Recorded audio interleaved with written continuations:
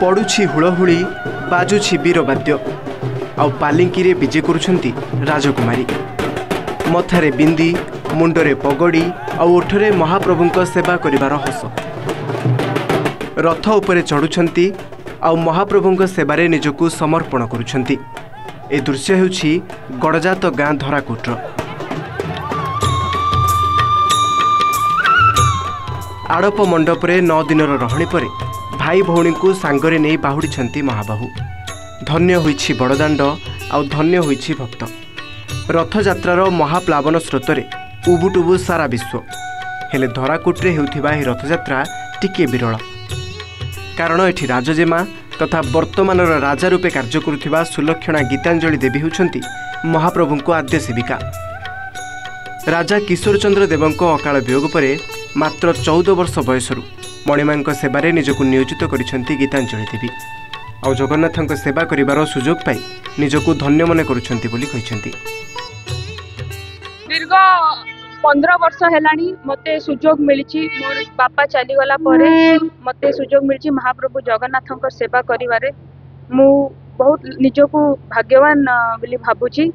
मोर दादा परदादा मोर परिवार सबुले ए कार्य करी आछंती देवनीति करी आछंती मते से सुजोग मिलथिबारु मु बहुत बहुत खुशी अछि।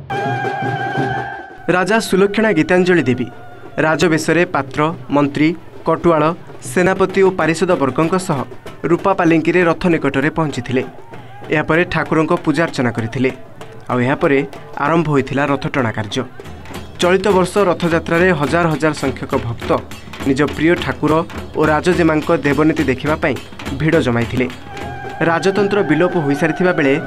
धराकोट गड़े राजतंत्र छिटा देखा मिले जहाँकि एक भिन्न और स्वतंत्र परंपरा को बहन कर धराकोटर जो शेष राजा थे किशोर चंद्र सिंहदेव सी अपुत्रिक थे जेहेतु पुओ किए नथिले बड़ झी सुलक्षणा गीतांजलि देवी सी राजा भाव में गादीसीन हेले दायित्व नेले राजा भाव में दायित्व नवा पर सी सुचारू रूपे जो रथयात्रा कर जगन्नाथ सेवा कर